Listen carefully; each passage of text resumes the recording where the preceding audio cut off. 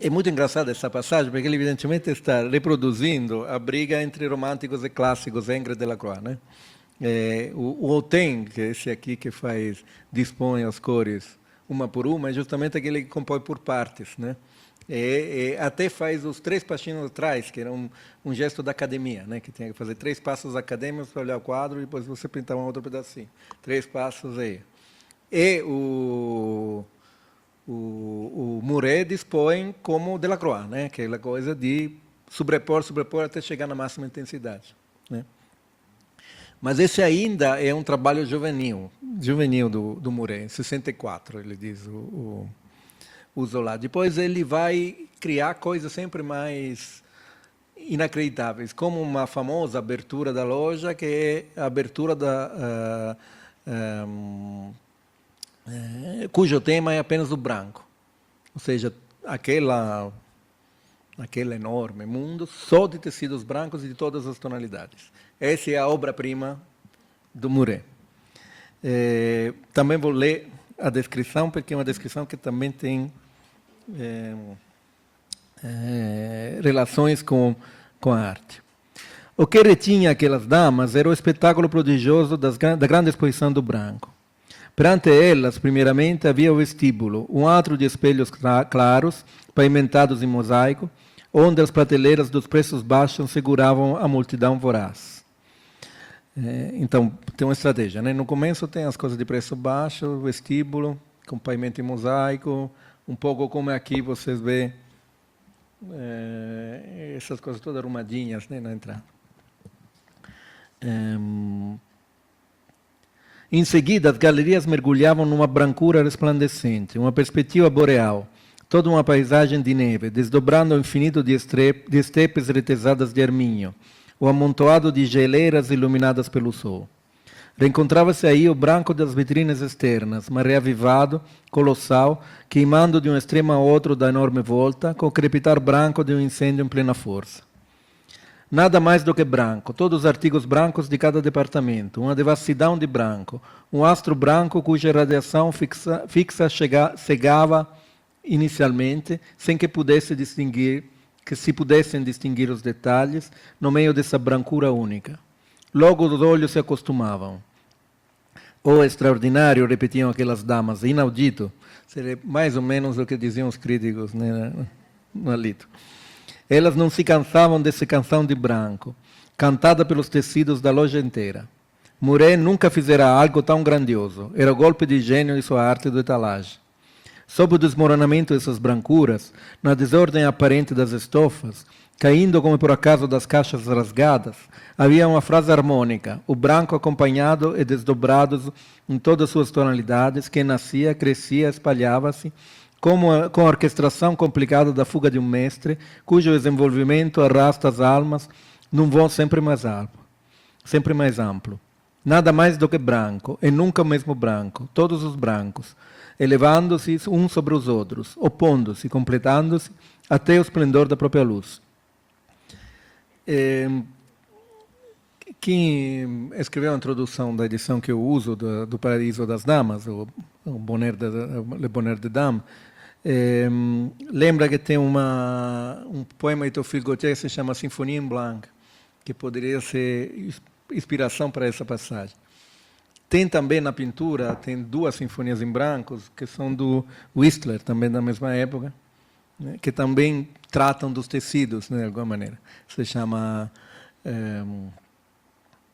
a Moça em Branco, ou Sinfonia em Branco número 1, que é de 62, essa é a Sinfonia em Branco número 2, que é de 64, com o leque japonês, né, toda uma série de referências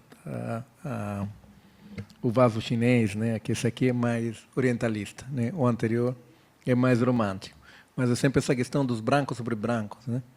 Mas, na verdade, talvez o texto que mais se aproxima a isso, ao meu modo de ver, é de novo um texto de Baudelaire, mas desta vez tratando do Wagner, do Lohengrin do Wagner.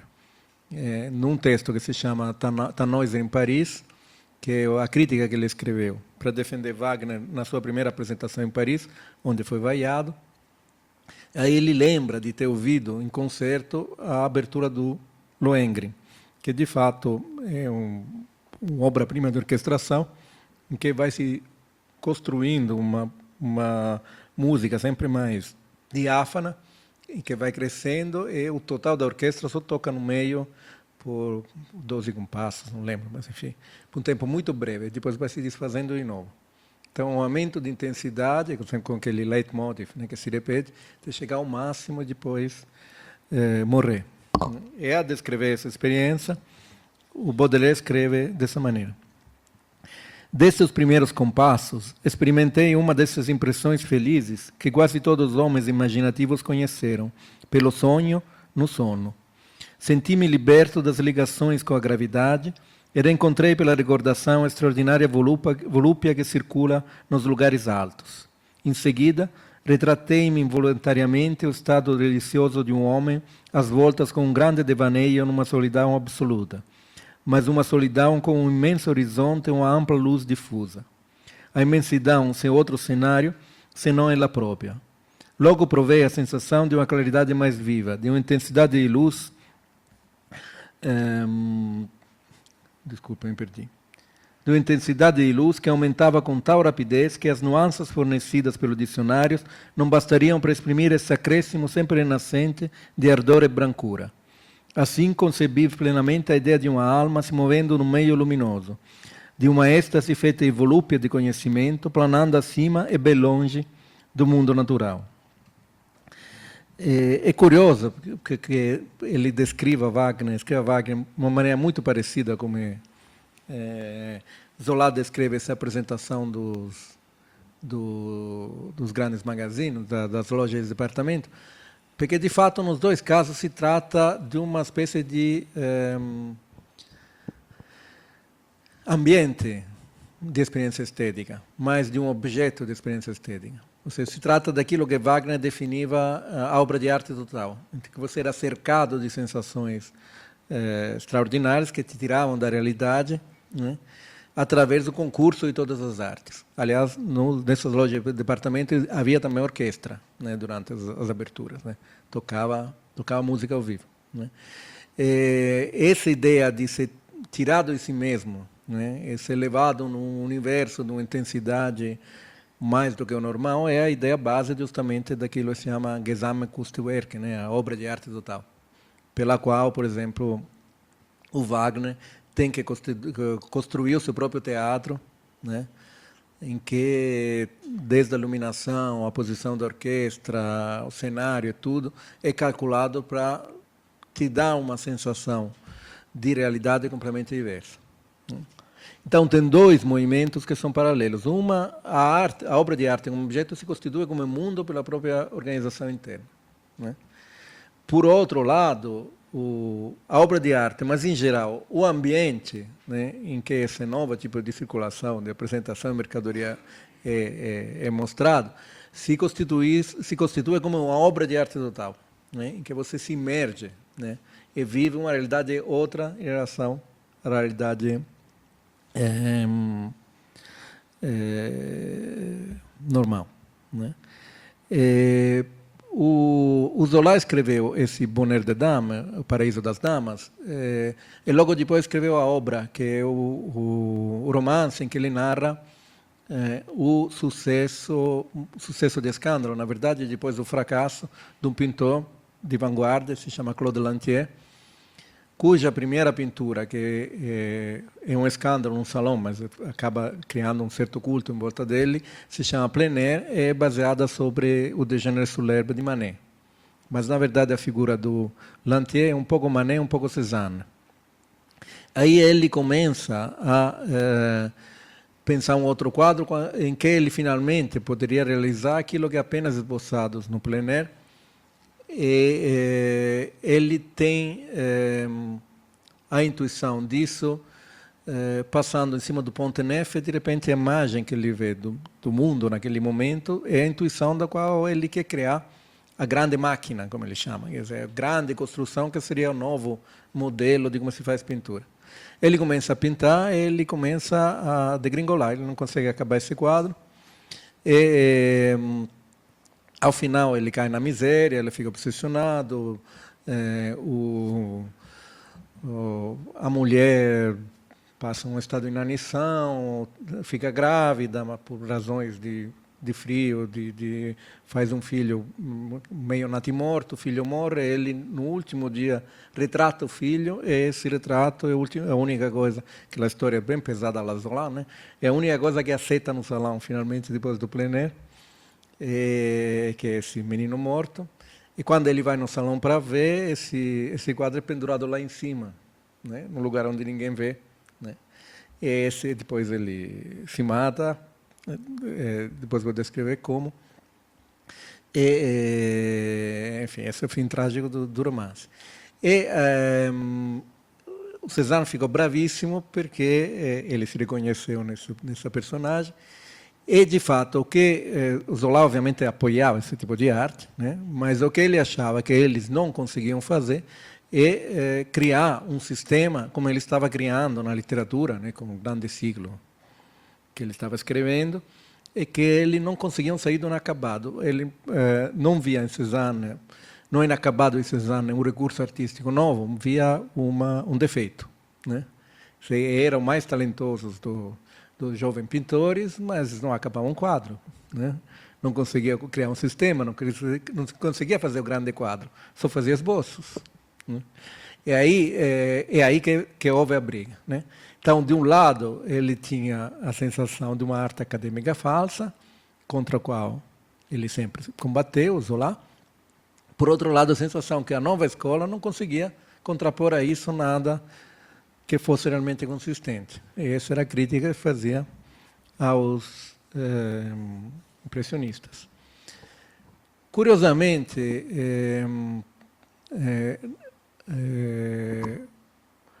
o Manet, na época, foi, que é o modelo do primeiro momento, né, do Claude Lantier, momento de relativo sucesso, foi contraposto na época com um outro pintor, que é Gustave Moreau. Porque os dois começavam com M, né? Então estavam na mesma sala. E aí o Olympia estava de um lado e Moreau tinha um quadro que se chamava Edipo e a Esfinge, que foi um grande sucesso, enquanto o Olympia foi um grande escândalo, né? Então os dois ficaram contrapostos em toda a discussão da crítica do meado do século XIX. E nos dois romances, Octave Mouret e Claude Lantier são primos.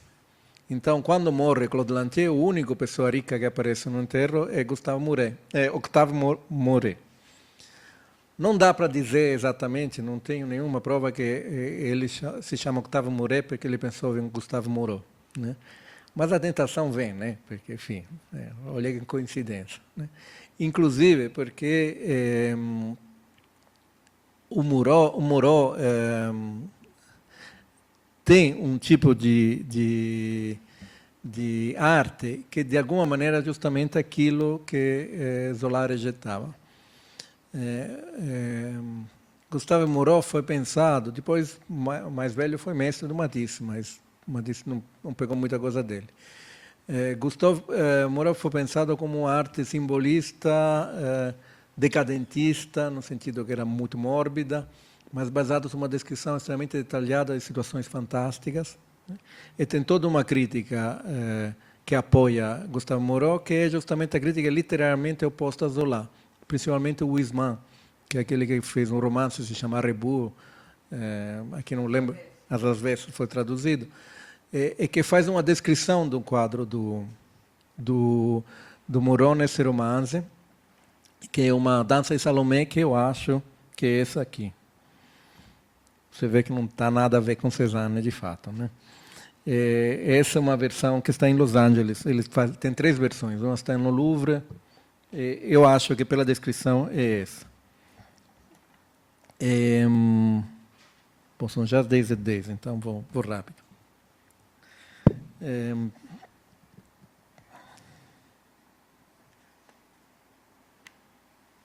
Um trono se erguia, semelhante ao altar-mor de uma catedral, sob inúmeras abóbadas apoiadas em colunas atarancadas, bem como em pilares romanos, esmaltados em ladrilhos polícromos, engastados de mosaicos, incrustados de lápis-lazuli em sardônica, num espaço parecido a uma basílica, de arquitetura a um seu tempo muçulmana e bizantina. Parece esse, né? Agora eu vou ler como Zola descreve a fachada do Paraíso das Damas. Era, em seu frescor geral, um vasto desdobramento de arquitetura polícroma, realçada em ouro, anunciando a algazarra e o esplendor do comércio interior, captando o olhar com um gigantesco etalagem que flamejasse das cores mais vivas. No térreo, para não abafar os tecidos das vitrines, a decoração permanecia sóbria. O rodapé de mármores verde marinho, os montantes das pilastras de apoio recobertas de mármore preto, cuja severidade era clareada por cartuchos dourados.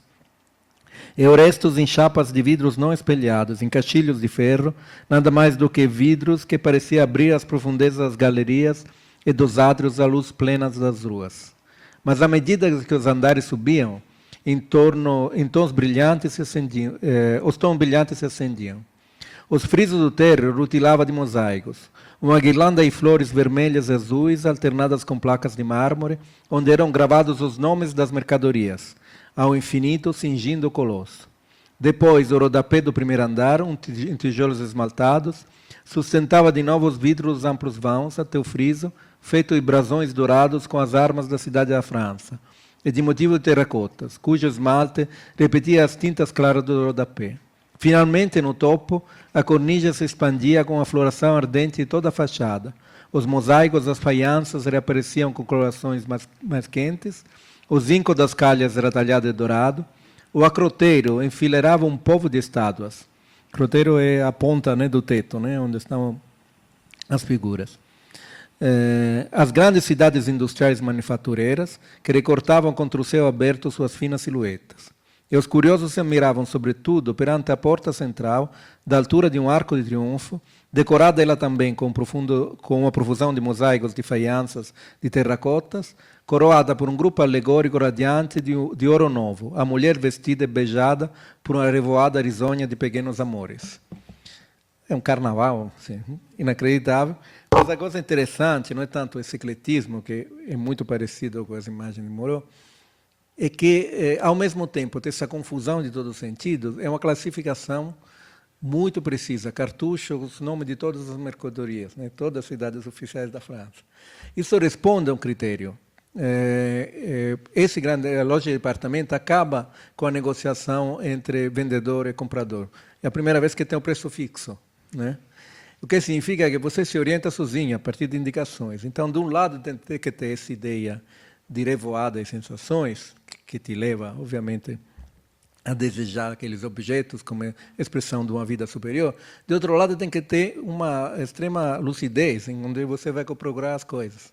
Não tem mais negociação, né, com o comprador. Você vai lá e vai pegar as coisas, cada um com a sua própria etiqueta, né? Essa sensação, ao mesmo tempo, de vertigem e de muita clareza, é um pouco aquela que tinha os viajantes que iam para Bayreuth, ou Wagner, com a lista de todos os leitmotivs, né? As guias para você poder reconhecer exatamente o que significava cada um com o significado do lado, né? Então, de um lado, você tinha essa sensação de vertigem, do outro lado, você tinha que ter exata precisão do que estava sendo descrito lá. Esse, obviamente, era onde o Zola, onde aquilo contra o qual a ironia de Zola mais pega, né? Ao mesmo tempo que ele não suportava essa precisão de detalhes do Moreau dentro desse universo nublado, fantástico, mas, na verdade, se você vai de perto, cada pérola no corpo da Salomé está descrita com suas características, né? Essa frieza, ao mesmo tempo, essa espécie de delírio frio, é que o Zola rejeitava. E, obviamente, eu não vou apresentar esse quadro, obviamente, acho que não precisa, mas esse é o quadro que ele opõe como a obra de Claude Lantier, Curiosamente, invertendo a cena. Na descrição do quadro, são 3 mulheres nuas e um homem vestido de paletó de veludo. Ele diz no romance que ele bota o homem vestido de paletó de veludo, que é o grande escândalo. Aqui o escândalo foi a mulher nua entre os homens vestidos, né? Lá era um homem vestido entre as mulheres nuas. E o grande escândalo... sim. O grande escândalo seria esse homem vestido, porque a mulher nua, num ambiente de uma floresta, seria tudo bem, faz parte das ninfas, das coisas, mas com o homem vestido do lado, isso muda completamente a situação. Ele diz no romance que ele tinha colocado, o Lantier tinha colocado aquele homem nu porque precisava de uma mancha escura lá. Então, ele precisava de um homem com paletó de veludo. E que é, evidentemente, o sentido do quadro mundo, que se justifica só internamente, né? Era incongruente em relação ao sentido, em relação à narração, mas era congruente do ponto de vista formal. O problema que o Lantier vai ter, é aí que é sutil a crítica do Zola, quando ele vai fazer essa imagem do Ponteneuf, e que a uma certa altura decide que precisa uma mulher nua no meio do quadro. Um quadro enorme.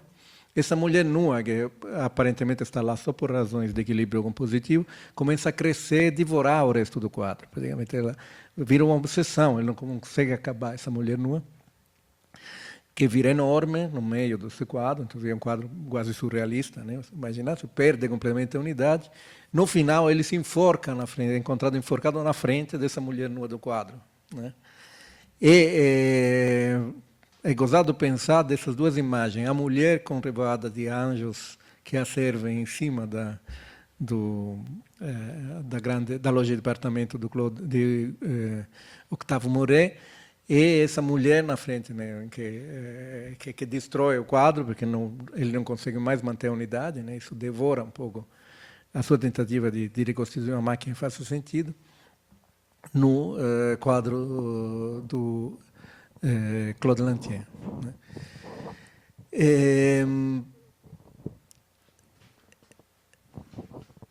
Então, nós temos nesse momento duas situações. Né? De um lado, uma arte que tende a essa espetacularização, né? Essa construção extremamente complexa, em que todas as artes são incluídas, e que tem a ver muito com a maneira como um certo tipo de objetos são mostrados e vendidos, né? Quer dizer, uma obra de arte total que você encontra tanto em Bayreuth quanto na loja de departamento, uma obra de arte que sempre mais se fecha em si mesma, enquanto afirma, com um certo orgulho, a sua própria autonomia total em relação a qualquer tipo de contextualização, e que, portanto, tem que ser vista como um objeto que se justifica em si e não em relação ao mundo externo. Só para deixar claro, antes de concluir, o progresso dessa dicotomia vai ser vista na próxima aula. Eu não estou colocando Wagner no mesmo nível das lojas de departamento. Estou colocando um certo tipo de leitura de Wagner, né, com a guia dos leitmotiv, né? Há um certo tipo de comportamento que tem proximidade com a circulação nas grandes lojas de departamento da época. Mas isso vamos voltar depois, porque o Wagner vai ter um peso importante também na arte moderna. Então, vou concluir aqui. Não sei se tem algumas perguntas ou colocações. Geralmente, sempre se abre depois da aula. Então, se alguém quiser algum esclarecimento.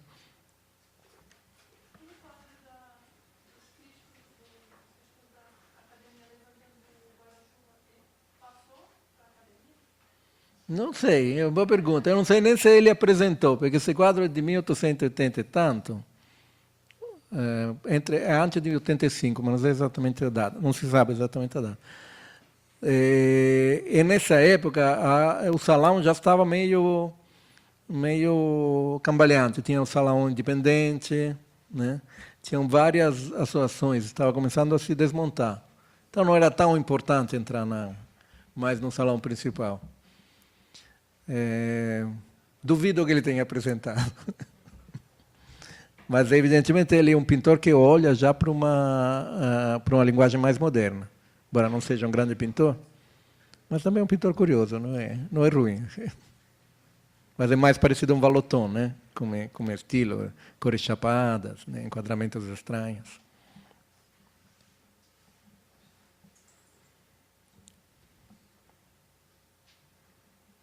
Bom, se não tiver perguntas... decidimos com a... Ah, não, já disse a Tânia, né? Dessa história da lista das ilustrações. Então, não tem mais nada para colocar. Obrigado, até aqui 15 dias, então.